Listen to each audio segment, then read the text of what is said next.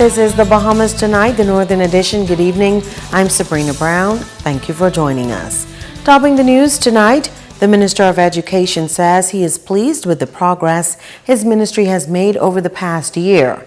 The national examinations have shown a slight improvement, and while that is reason to celebrate, the minister says he foreshadows further improvements in the months ahead. Italia Hall has the story.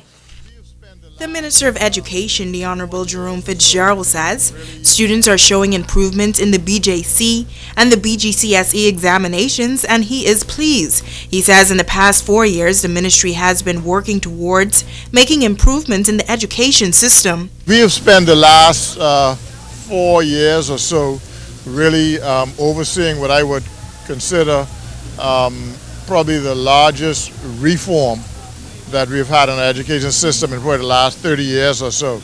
And so we've taken time to develop all the infrastructure, all of the systems, all of the interventions that are necessary, all of the accountability tools, the measuring tools. And now it's just a question, we're now in the implementation stage and holding everybody accountable for what we've put in place.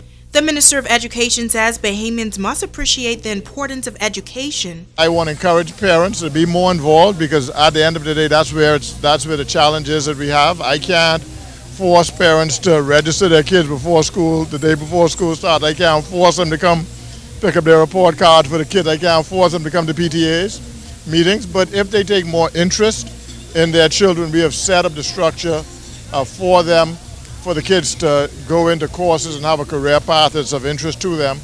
And we have excellent teachers and administrators in place, and the government, as you can see, is investing a lot of money in education, even in scholarships, to make sure and encourage kids to go to tertiary education. But he says overall, the last 4 years has been successful.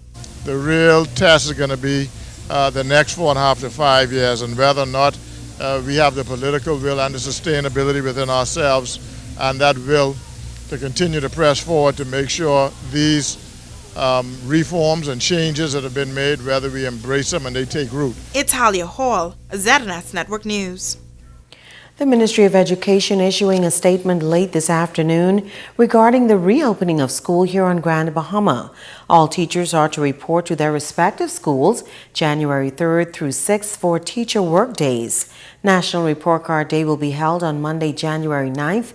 Tuesday, January 10th will be observed as Majority Rule holiday, and all students are to report to school on Wednesday, January 11th.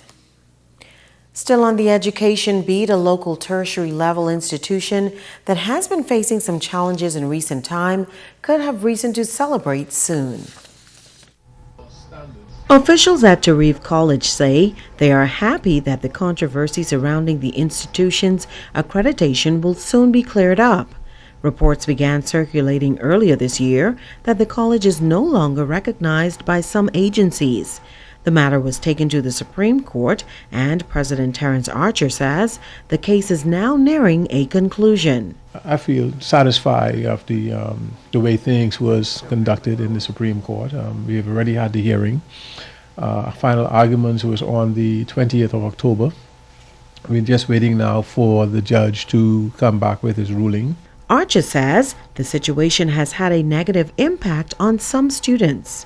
As expected, some of them, especially those who work for the government, they've been discouraged to stay by persons who are their supervisors, etc., as we've been told, and they've put it in writing. And it's a sad thing, because we are a Bahamian institution. I feel our contribution is one of note. Our students have been benefited by our services. And for people not to recognize that and appreciate that, it saddens us as an institution, me as an individual Bahamian. In the meantime, he says Tarif is also awaiting the necessary approvals from the Public Hospitals Authority to resume its nursing program. We've been in much dialogue with them. We have provided them with all of the information that they have asked of us, showing that we are a legitimate institution that is still registered with the Ministry of Education. And we have been told that it's now waiting for management to sign off on the MOU. I don't know how much longer that will take to happen, but we're still waiting on them to do that. The college president has this bit of encouragement for students. I want to let our students know that Reeve is pushing forward, that we have told them everything that is factual, everything is going to be well with us. We have no doubt about that. Not to allow persons to discourage them, to frighten them, to cause them to leave a good institution that has put them on the right path. You know, we're not going anywhere. The Ministry of Foreign Affairs issuing a statement this afternoon regarding a purported receipt from Sawgrass Mills in Florida for Bahamian currency exchange that has been circulating on social media. The receipt has been passed around to demonstrate that the Bahamian dollar does not trade one for one with the United States dollar and has been devalued.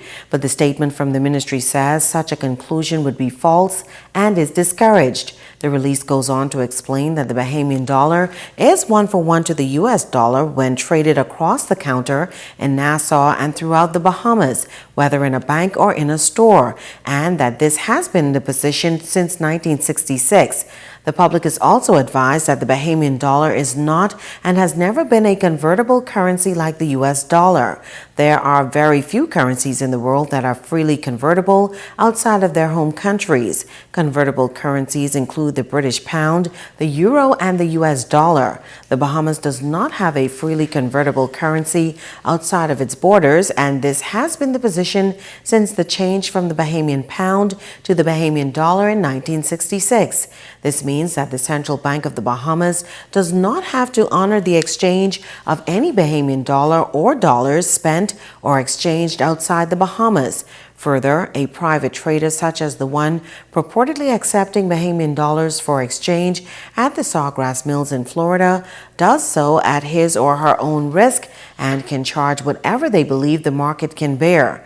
Whatever price the trader in the U.S. charges is a matter for that trader and his or her customer, but does not impact or reflect the trading value or official one-for-one exchange rate of the Bahamian currency in the Bahamas. In other news, there appears to be a strong push afoot to get more Bahamians to register for the 2017 general election. This morning, outside the Parliamentary Registration Department, was a buzz of activity as one group organized a registration drive targeting the youth. Megan Shepard has more. As the government continues to express concern about the low number of persons registering for the 2017 general elections, one hopeful candidate on Grand Bahama has organized a registration drive to garner support and raise the numbers. President and CEO of Immerse Bahamas, Ginger Moxie, says she wants to assist persons in exercising their democratic right. We recognize the importance of getting all of the residents of Grand Bahama registered that are qualified to register, and that registration was a bit low, and so we wanted to encourage registration, and so we sent out a charge for those who we know and who we love to be a part of this process. And so we're here today, and we'll be here basically all day to try and encourage people to register. So we'll have a good number that comes out today. Now, Moxie has not been ratified as a candidate for the Progressive Liberal Party as yet, but she says she is confident that she will be the next candidate for Central Grand Bahama. I have applied to become a candidate for the Progressive Liberal Party in the upcoming election for the Central Grand Bahama constituency, and so I'm waiting to find out. I'm feeling very encouraged. I think there's so many opportunities that we have yet to tap into on this island, and so I believe that I can play a great role in helping to bring about these possibilities. Calvin Cooper and Trey Garvey are first-time voters that took advantage of the drive. They say they too understand the importance in having a voice in making the country a better place. This is my first time voting. I came out here because I came to support my wife's aunt. She'll make a good elective candidate for the Bahamas, and I hope to see that she makes progress and she wins the vote. It is my first time voting, and for a young voter, I like to see young people come out. But right now, there ain't much young people out there, so what I'd like to see is a lot of young people coming out and supporting, because we really have more of the say than that does, because they paved the way for us to ride on. Late voter registration is between the hours of 5 p.m. and 7 p.m. Megan Shepard, ZNS Network News. Stay with us, there's more news after this.